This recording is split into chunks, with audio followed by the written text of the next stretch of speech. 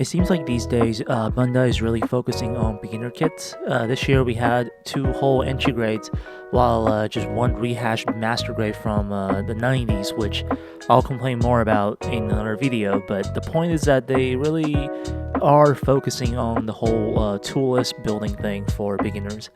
Now, although this is effective to get someone into the hobby, I think there is another kit that we need to bring into the conversation, and that is the HGUC Zeon. This 20-year-old kit is so underrated. It's easy to build, has no major issues, in lots of areas you can practice all essential techniques on. Looks good proportionally, all that on the kit from the 90s. With just a little bit of work, this kit can look really good. Since the Zeon doesn't have any detachable weapons, the box is really small and overall you don't have a whole lot of parts, resulting in that $9 price tag, just like the other entry grades, without having to cut accessories like the other entry grades.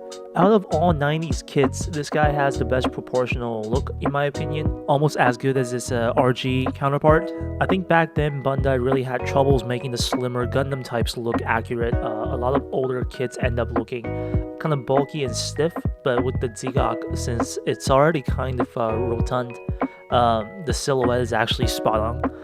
Kit design is also a lot better than everything from that time period. I guess since Shellfish is already nature's mecca, we even got an Evangelion crawfish kit. I don't know who's even buying that, but the design for Zeon just naturally made sense. Upon first glance, we have 2 seam lines on the shoulders that honestly aren't necessary to remove. You can kind of explain these as panel lines, but I'll be removing them in this build. The vents are color separated, but since I'm doing seam line removal on the armor, these will have to be sealed inside, so I'll have to just mask them and treat this entire thing as just one big part. The claw part has a seam line going down the middle that definitely needs removal. These interlocking upper arms are all individual parts that don't need any work. Seam lines on the legs are designed in panel lines, so no removal is needed. There are a lot of raised ridges without panel lines on this kit, so if we go over them with the chisel, it'll look a lot better, and we can also add some color separation along these lines. Waist has a line down the middle, backpack as well, a bit of loose joints issues on my kit, but that should feel better after painting. And the bottom of the feet has a lot of details that will pop after some masking. So after we identify all the seam lines that need work, I can go ahead and glue all of them up first, since the glue is going to take some time to dry. Meanwhile, I can get to the other parts. The gates for these arms are very easy to sand if you have a sponge sanding stick. I think everyone should have a set of these, at least from 400 grit to 800 grit. These sanding sticks follow the contour of the parts, so you can sand those round edges very easily. In fact, most of the gates on this kit are on round edges, so you definitely need some sort of a sanding sponge. Then we can go about adding panel lines to existing edges. A lot of these edges are recessed enough, so if you have a light touch, you can scribe without guiding tapes. The kit also has a lot of empty large surfaces, so this is a good opportunity to practice adding panel lines. You don't have to be too consistent with the panel line distribution since this is an underwater amphibious suit. It makes sense for most of the armor to be casted in one sealed piece with small hatch openings for maintenance. I promised you a good mono eye tutorial on the thumbnail, so here it is. The kit wants us to just put a sticker on, which we'll definitely not do.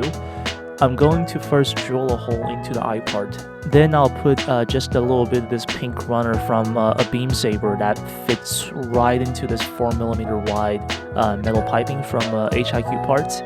And this is going to fit right into the eye for a very realistic looking mono eye. This pink runner bit is also transparent, so this works well for adding LEDs later on, which I'll most likely do a tutorial on. Painting wise, usually I go by the exact color plan given in the manuals, but this time I'm feeling a little bit spicy, so I'll be going for the unicorn version when the Zeon remnants attack Australia. I'm going by my standard shading procedure, going from the shaded color and gradually adding white to highlight. I talked about it in detail in my Helmway Grindcar video. I'll link it on the screen somewhere. For the claws and certain other details, I'm using a metallic gunmetal to get that contrast between flat colors and metallic colors. Masking these vents is pretty easy overall. There are clear gaps between these parts, so you can just run the blade along the gaps to cut the masking tape.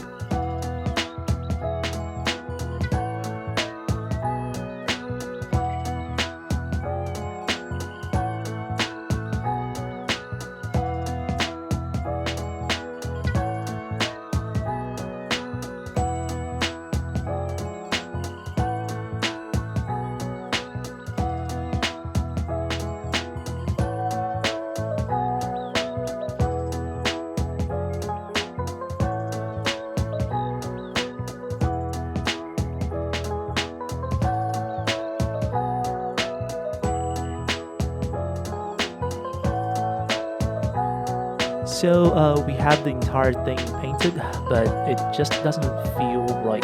The contrast of these shades of green is a bit too much for me, and since this is a Zeon remnant suit on Earth for over a decade, engaging in jungle warfare, it doesn't make any sense for this to be this clean. So we're going to do a little bit of heavy weathering.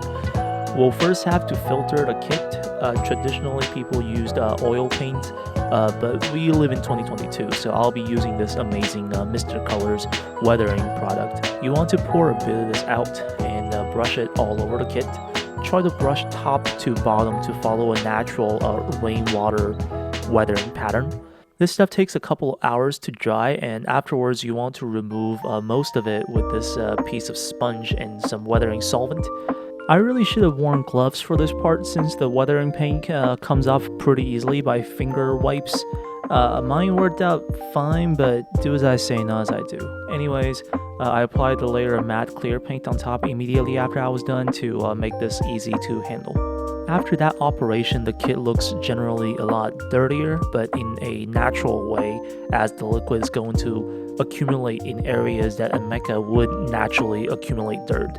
After that, we'll go about our regular paint chipping routine using a sponge brush to apply bits of dark brown acrylic paint all over the edges and some surfaces. This time I'm going to go a bit heavier, so I'll be dry brushing some silver on certain edges where the underlying metal is showing. And at the end, I'm going to be using some of this Tamiya weathering powder to add some of this orange rust on top. In any case, let's take a look at the final result.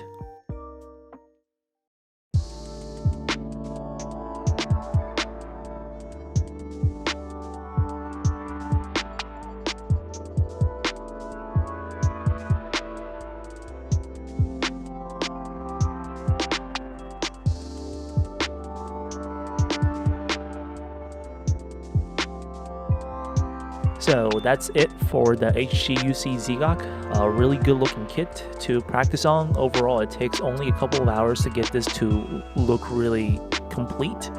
You get to practice all sorts of basic techniques, and the curved edges make sanding very easy given that you have the right tools. I think this is going to be my last build of the year. Before the end of the year, I'll do a end of the year review thing on everything that I finished this year that didn't get to make it into a video, so definitely look forward to that. Anyways, see you guys next time.